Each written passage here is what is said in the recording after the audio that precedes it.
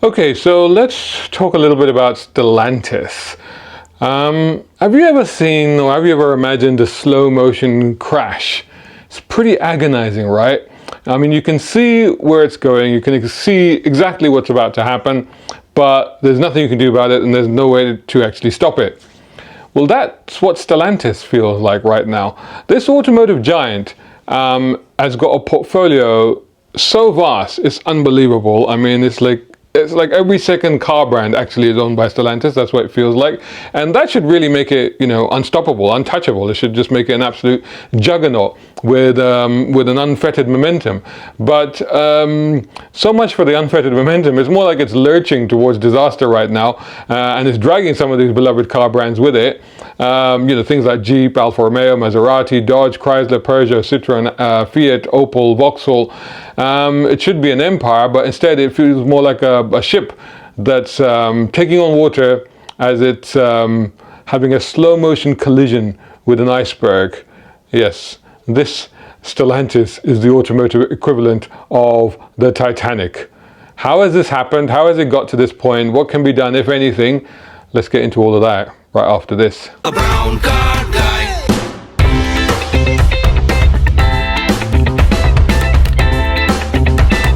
Brown car guy.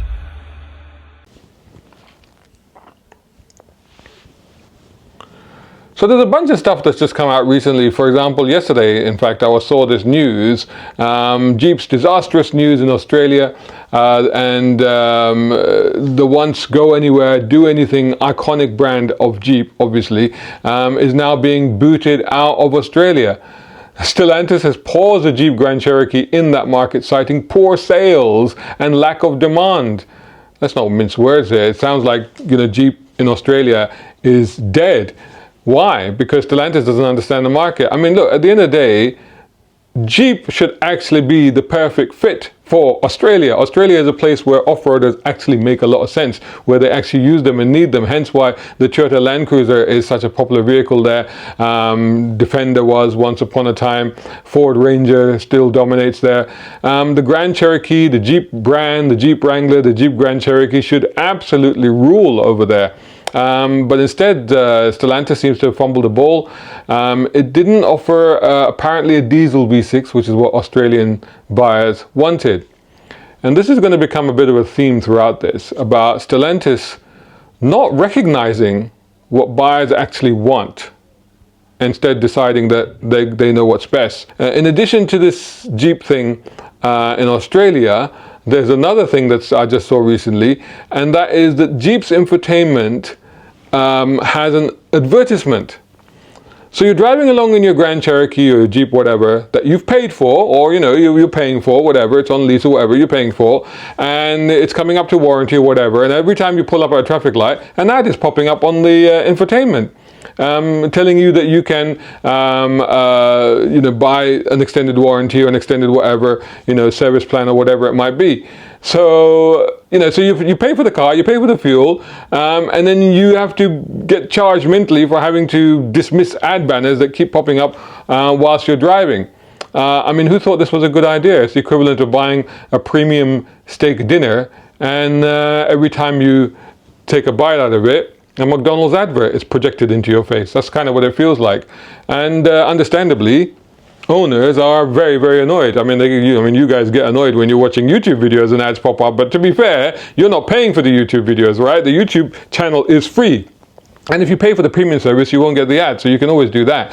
But to be fair, you have to keep in mind that creators are not getting paid to make this content, creators like us. So we put stuff on YouTube, you're viewing it for free. Yes, the ads can be annoying, but the ads help us to do what we do. But in the case of a car that you own, that you've paid for, and yet ads keep popping up in your face, yeah, that's understandably annoying. And then let's look at some other brands. So for example, another recent news that was quite big recently, Maserati. So this is the luxury brand, obviously the really storied brand of Maserati that's also owned by Stellantis. And they introduced the MC20, the supercar for Maserati. And they introduced the Folgore, which is the electric version. So a planned all-electric supercar. That's now been scrapped. Why? Because Stellantis finally realized that the ultra-rich don't want their high-performance exotics to sound like an oversized hairdryer. I mean, you know, even the other supercar makers, Ferrari, for example, is going down the hybrid route. So it's still giving you the big internal combustion engine placed in the mid of the car or in the front of the car. But it's, you know, it's electrifying them with a bit of hybrid technology. And that's fine. You know, I think more and more people are getting used to hybrids. Hybrids actually are probably the best stopgap solution to wherever it is that we're going. And they bring the best of both worlds, because they bring electrification for when you want to less pollution, when you want to go slowly, when you don't need the performance. And then, you know, you've got the full engine there as well when you need a bit of sound and a bit of roar. McLaren is doing the same. You know, they've got it in one of their cars, but they still have obviously the V8s. But Maserati were like, okay, and they did this with the Gran Turismo as well. And they introduced the electric version first. Beautiful Gran Turismo. It's got such a storied heritage, such a great car. One of my favorites. The V8 in the previous Gran Turismo was to die for. It sounded just about one of the best V8s out there. Of course, that's dead. So you do get a petrol version, but it's not a V8. So, I mean, it has to be said that with the Quattroporte not being what it was, with the Ghibli, you know, they're sort of downplaying it. Their Maserati range is about, it should be a sexy lineup, right? It's about as enticing as day-old toast at the moment. You know, where is the maverick nature of Maserati owners? You know, that's what Maserati was about. You know, people want to like be different. You know, they're not going to get a Ferrari because that's obvious. They're not going to get a Lamborghini because that's too in your face. So they get a Maserati because they got a little bit more style, a bit more sophistication. You know, and they'll put up with the foibles and the little quirks and the faults because charisma, right? That's the character of the brand. But Stellantis doesn't seem to have understand that at all. Talking of shutting down, which is what I was moving on to actually. As we all know, last few months we've also had news for Vauxhall's Luton van plant. That's being shut down here in the UK. This was once an industrial cornerstone, now it's a casualty of corporate mismanagement. Stellantis claims the decision is about efficiency and shifting production focus, but if you think about it, really it's just more evidence that the company doesn't really seem to have a long-term strategy about what it's doing and where it's going and where it should be investing and where it shouldn't be investing. And it really does feel like it's a little bit on life support, you know. Vauxhall is a very important brand, or was a very important brand to the UK, but I don't think Stellantis ever really understood that after acquiring it. It's kind of like a job lot, really, didn't it? And you have Alfa Romeo. And then Alfa Romeo, I mean, oh my God, you want a masterclass in mismanagement. I mean, the Alfa Romeo brand, and then you talk about storied brands, talk about historic brands, talk about brands that evoke so much passion and enthusiasm. This should be a brand that really should, you know, all you have to do is to stick to the ethos of this brand and just make sure you put out well-engineered, reliable, dependable cars at a good price, and you cannot fail with the Alfa Romeo brand. You should not be able to. And yet somehow, you know, Alfa just repeatedly manages to fail. And I mean, right now, the news that I was quite surprised about when I read this recently is the Alfa Romeo de Giulia, right, the saloon, and of course the Stelvio, the SUV, both have the high performance versions, which are really the ones that you actually want, the Quadrifoglio versions. They're both being killed off. That's unbelievable. Especially when you think about the Giulia Quadrifoglio. I mean, that is, to be honest, if you think about the BMW M3 in the market today, there's very little out there that actually competes against it. Audi have kind of given up the game. You remember the RS4 and what car that used to be? Not quite there. Mercedes C63, oh, let's, you know, go hybrid with that. People are like, what are you doing? Mercedes are thinking of bringing back the V8 now. Really, the M3 is on its own right now as like a proper, still, you know, proper heritage performance saloon car. And really the only car out there that could give it a real run for its money. And Quadrifoglio, I've driven them many times and they are so much fun, you know, and they're beautiful to look at. They've got incredible performance. They're really nice to drive. And yet somehow they just haven't been able to take the fight to BMW. Similarly with the Stelvio, it should have been able to take the fight to the Porsche SUVs, and it just hasn't been able to do that. What they should have been doing is refining the cars, improving the reliability, marketing them properly. You know, getting them into movies, getting them out there, doing some ads, getting them out into car events, you know, really, and also bringing them price down to really make it competitive against the M3. And it should really have been the model that would drive Alfa Romeo products forward. And then they should have done spin-offs, like maybe two-door versions or whatever, coupe version or whatever. But instead, no, they're killing it off. That's just crazy. That just doesn't make any sense to me. It's like, that's, you know, out of all the Alfa Romeo range at the moment, the Giulia Quadrifoglio is the one that I'd be like, I want that. And no, they're killing that one off. And I'm sure that most enthusiasts would think the same way. Used ones are incredible bargains, by the way, just top tip, just go check them out. Incredible, because they depreciate so heavily. Because again, if they price them properly, they wouldn't, but you know, they price them too high. But in the used market, get 3-year-old one, it's fantastic. And let's move on to other issues that are impacting Stellantis, but not just Stellantis, but the entire car industry at the moment, as we have covered in previous videos, I've covered in other videos as well, but I'm just going to touch on it in context to Stellantis. Because of course we have currently tariffs and trade wars and stuff like that going on. How does all of this impact Stellantis? Let's look at, you know, the China-US tariff situation, because obviously that was already the case before Trump came in. They'd already put 100% tariff on Chinese EVs. Similarly in Europe, they put, I think, was it 30 to 50% on them as well? I'm sure you'll correct me in the comments, but yeah, I've done it in a previous video, but just I can't remember right now. But there are tariffs against them. And again, now you may think, well, that should actually be good for Stellantis, right? Because most of its brand portfolio is European. Well, yes, but Stellantis had bet heavily on a recent partnership with Leapmotor, which was a Chinese EV brand, and it was hoping to use the technology from that brand to bring affordable electric models from China into Western markets. You know, there would be cost advantages, there'd be technology from China, cost to scale and what have you, and that would allow it to compete with products from well, Tesla, which actually now Tesla's on its way down, so forget about that, but more pertinently BYD and what have you. But with these tariffs, Stellantis can't really import these Chinese-built Leap motors certainly into the US. It doesn't make any sense for them. That's kind of scuppered their plans. I think they're trying to produce Leap motor designed EVs in Europe to try and sidestep the European tariffs, but in the US I think it's a little bit more complicated. Stellantis of course is betting overall across its brands heavily on electrification and EVs in particular, you know, to the benefit of some of those brands, but to the you know, disadvantage of, I would say, quite a few of them. And then let's look at US tariffs. So for example, US Mexico, and the trouble is that it's on again, off again. The tariffs against Mexico, they keep going on, they keep going off. President Trump has just been completely unpredictable. It looks like there will be a 25% tariff coming on Mexico in April. Probably, maybe not, who knows.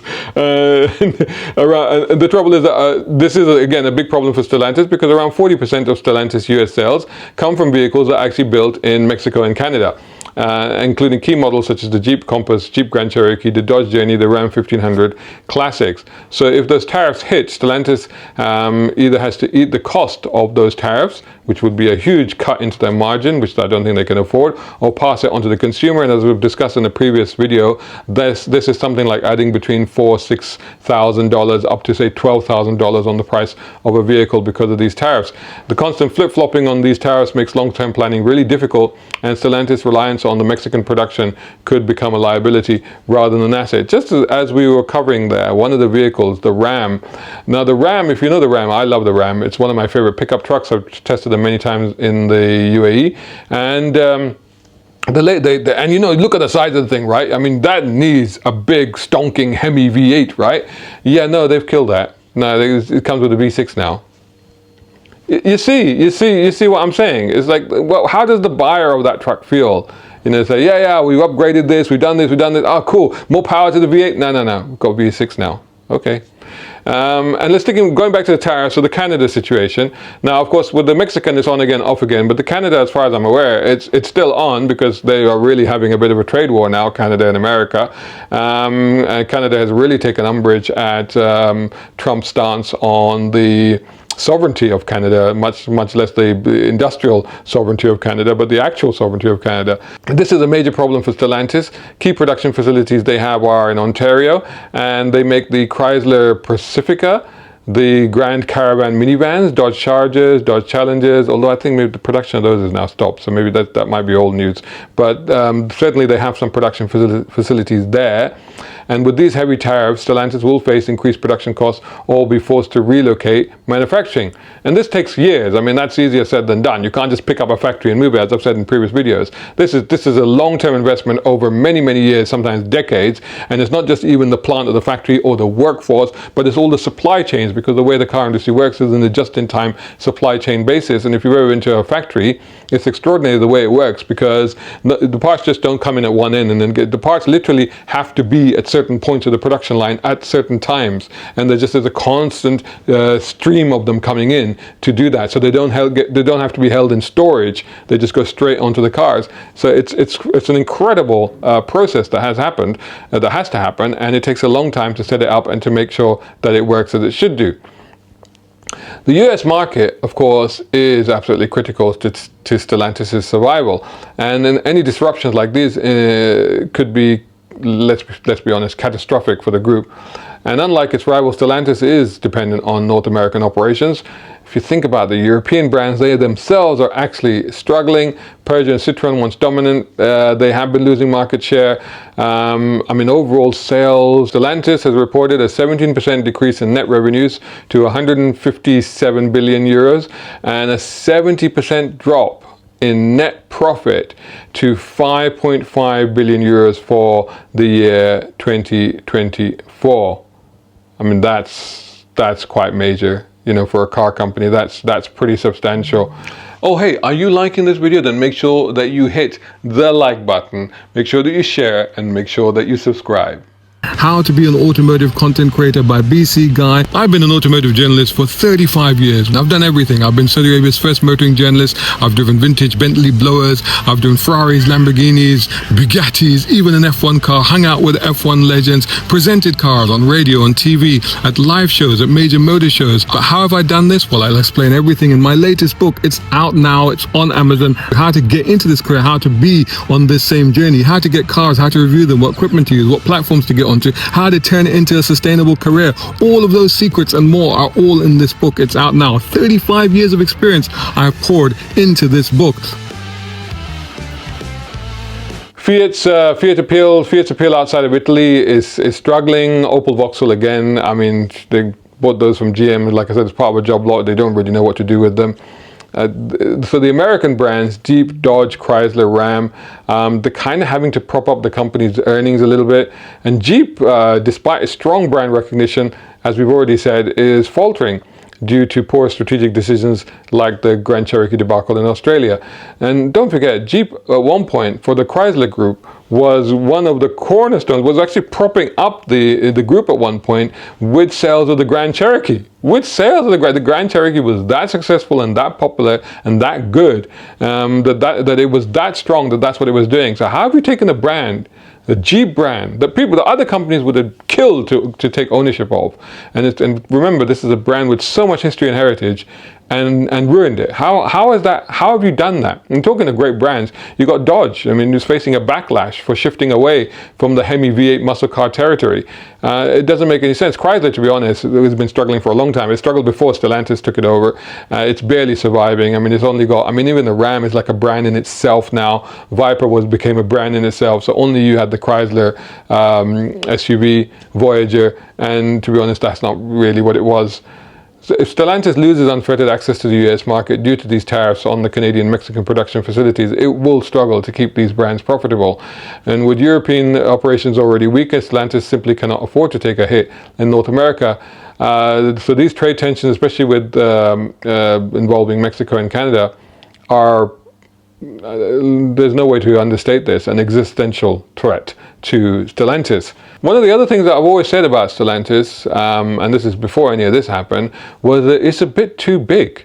You know, it's just too big, and at some point it's going to have to start shedding brands, because it's got too many brands, and there's a huge, and it's a diverse. There's not like, you know, that's okay. Some of the brands, there's some commonality between them, but otherwise, if you look at the brand portfolio, some of them are very, very diverse. You know, and it doesn't really seem to have had a plan. It seems to have an overall plan, but not an individual plan for these brands, and that actually I think has been hurting it more than anything else. So I think the real problem with Stellantis, aside from the trade wars and the tariffs and all the rest of it, it's just not understanding its brand and more importantly, not understanding its customers, which I'll get back to in a minute. But let's tackle the brands first. You take Peugeot and Citroën. Okay, those two brands have been sister brands for a long time. So they were once France's dynamic duo. So it makes sense to keep those two brands together. But even though those two brands, like I said, have been sister brands for a while, they still have had very individual personalities. Peugeot, the sophisticated, sporty brand, and Citroën, the quirky innovator that zigged when everybody zagged. You know, Citroën is literally the brand where all the car companies come up to a junction and they go right. Citroën goes, I'm just going to go down here on the left and see what's down there because there might be some really weird stuff. Oh look, there's a single spoke steering wheel. Oh look, there's spheres for the hydraulic suspension. Oh look, you know, it's like Citroën will just go off and do its own thing. And usually, you know, for the benefit of it. And you're often introducing technology like cornering headlamps. You know, Citroën was amongst the pioneers of that, which then all the other manufacturers then came back from that one. Oh, actually, yeah, I had an idea there. We need to steal that one. But what is Citroën now? Now it's just, you know, a replica of Peugeot's, but with the chevrons on it.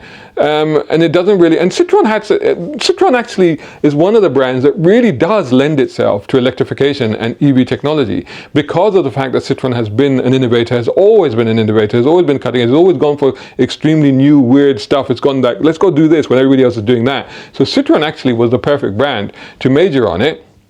But if you look at, for example, what China and some of the Chinese brands are doing, where they're really pushing ahead with innovation, so you've got things like vehicles that can do tank turns, like on the sport 360s, they can float on water, they can drive on three wheels, which was a Citroën thing, by the way. That was a DS thing. And they have cars that have AI interfaces that talk to you. They have cars that have displays in the front fascia of the car where you can type in messages and that message will appear. You know, all of these crazy things that, you know, today's buyers that are used to smart technology and smartphones and, you know, all of that appeals to them. Citroën should have been doing this, but it's not. It's just kind of a rebadged Peugeot, and Peugeot is just a rebadged Citroën. That's all that's happening. So that's a real fundamental mistake there. You think, again, with Peugeot, you remember like the 406 Coupe, that was like the poor man's Ferrari, you know, and then Peugeot GTI, 205 GTIs, you know, you really think, man, it's a completely different thing, but they haven't understood this, you know. Similarly, Maserati, as I've discussed before, they've failed that brand completely. It should ooze Italian passion and raw performance. Yet Stellantis has just turned it into a corporate compliance project, neutering it into an overpriced, underwhelming luxury brand that has none of the rebellion that it once had, which is, you know, what it was all about, let's be honest. Similarly, again, I've spoken to it already, but Alfa Romeo, once the heart and soul of Italian performance, it's kind of like a footnote right now, unfortunately, a very sad one at that. It's like you take the Mona Lisa and you slap an Opel badge on it, you know. It's almost sacrilegious what they're doing to this brand. Fiat, the embodiment of Italian charm and practicality, rugged, solid little cars, dependable, you know, basically the cars that will keep a nation going. And now again, they're in an identity crisis. You know, are they just stylish Fiat 500s, or are they, you know, practical workhorses in the shape of a Panda? You know, and are they Jeeps? Because underneath some of the smaller Jeeps is a Fiat, and underneath some of the smaller Fiats is a Jeep. What is going on here? I mean, those two brands really should not be coalescing. They are entirely separate brands, but somehow they're like, oh yeah, that's just a Jeep underneath, or that's just a Fiat underneath. It just doesn't work, you know. If you buy a Jeep, and you park a Jeep in your driveway, and you go, wow, I got myself a Jeep. Look, it's got Jeep badge, it's got Easter eggs on it, it's got all these little things that denote, you know, the rugged, off-roading, adventuring nature of a Jeep. And then your neighbor walks up and goes, oh, you got Fiat 500, did you? Or Fiat 600, did you? He goes, what are you talking about? He said, well, that's what that is underneath. How deflating is that? You know, how deflating is that? You know, and likewise for a Fiat owner. So they've just taken this legendary, you know, Jeep brand, which has helped, it's a World War II veteran, let's be honest, you know, but now it's just a mall crawler SUV. That's what it's become. And again, Dodge, we talked about that as well. The last bastion of loud, brutish, unapologetic muscle cars. I mean, the Dodge Challenger and Charger. Oh, in the UAE, they're amongst my favorite cars. They were old school in feel. They were modern cars. They were brand new cars with all the tech and everything that you needed. But in feel, they just felt like old school cars. And that was the charm. And that's why they continue. That's why the Challenger actually continued to challenge the Mustang at the top of the muscle car hierarchy in the USA, even edging out the Camaro, because the Camaro is a bit more sophisticated. But the challenges has brought this old school nature to it. And it was just brilliant. And unfortunately, it's just alienated people. And just the idea of turning Dodge into an electric car brand. Can you imagine the existing customer base for Dodge? And you know, they're basically collectively going to Dodge showrooms and just collectively having a mass vomit session. They're just throwing up because they feel so sick at these cars, you know? So this is the trouble with Stellantis. Instead of treating its portfolio like an opportunity, what they should have done is look at it and go, right, we have an opportunity to hit every single niche in the market. You know, a V8 muscle car, hardcore off-roader, a city car, a perfect electric car, something that's quirky. We've got the brands. We can hit every single niche, and we can go individual on each of these, so we don't miss out a single one of these markets. Instead, what they did is they just turned it in, they coalesced the whole thing into a amorphous mass that excites no one, and then just ends up offending enthusiasts who once swore by those very brands. I mean, it is a travesty and a tragedy, let's be honest, you know, and an opportunity missed, quite frankly, because they just haven't understood the individuality of these brands. So what's next for Stellantis? Well, honestly, unless something changes drastically, I don't necessarily see a happy ending in that interaction with the iceberg. The iceberg is there. You know, there's not even going to be a dramatic violin quartet to accompany the descent of this juggernaut, let's be honest. Instead, you'll just get the sound of frantic onboard meetings, missed financial targets, and disgruntled brand loyalists wailing in despair outside the dealerships. Other options. Option one, they could start selling off brands. The Chinese car makers would probably snap them up. It's not hard to imagine the Alfa Romeo being bought up by BYD, Maserati being bought up by Geely. Geely has done a lot of great work with Lotus, for example, and Volvo. Jeep being snapped up by Great Wall Motors would kind of make sense, wouldn't it? It might be jarring, but at least the brands might have a chance of surviving rather than being left to rot in Stellantis' basement. Option two, they could kill off some of these brands. I mean, Chrysler and Vauxhall probably, and even Opel, I would say, are sort of primed for that. I mean, lose some of the dead weight and then, you know, refocus on the brands that really have got a chance to succeed. Option three, go back to the drawing board and look at each brand individually and really separate out these brands. You know, I mean, of course there's going to be platform sharing and drivetrain sharing. That's happening anyway across the industry. Most car companies are using the same sort of components, but it's just how you tune them, how you tweak them, how you present them, how you package them to make them entirely different in personality and style to the other thing. You know, and I think they're not really doing that. You know, what they've done is they've just turned everything into one indistinguishable soap. An Alfa Romeo should be an actual Alfa Romeo, not an Opel something or other. A Maserati should have an exotic allure. A Jeep should be unbreakable and war winnable. That's what it should be. And with Dodge, I mean, you should just go full unapologetic muscle car and put the Hemi back in them, because you'll get sales. You know, because the reality is, look at the customers. What do the customers? What Stellantis is doing is the customer is saying, "This is what we want," and so I say, "No, this is what you're having." That's no way to run a company. It's like that. No wonder you're not selling anything, because the customer is like, no, but we like this. Can you do this, but at this price? And then we'll all buy it. And they're like, no, we're not doing that. We're doing this. So you have to buy this. And they're like, well, no, we won't. We'll just go buy something else. And unfortunately, you know, forget the tariffs and the trade wars and all that. Ultimately, this is what it all filters down to. Create the cars that the customers want, or they want from that brand specifically. Right now, this is just like a big ship stuck in a storm. It's taking on water. It's having its Titanic moment. It's you know, you're watching, in fact, not just Titanic, but it's sort of all of history's doomed vessels rolled into one slow motion catastrophe. The Hindenburg, the Exxon Valdez, the Costa Concordia. All of these. This is sort of the metaphor for what is happening right now.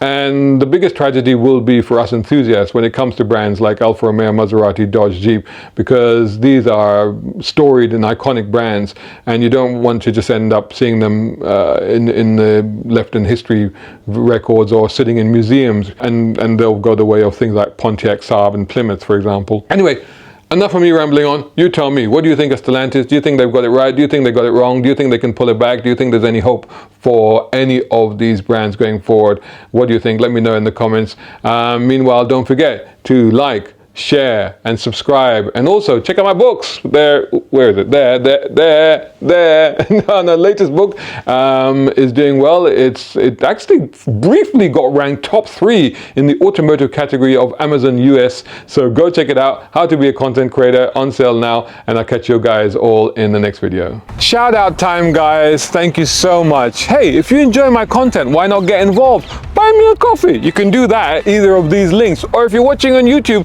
buy me a thanks or take out a membership. It all helps. It really does.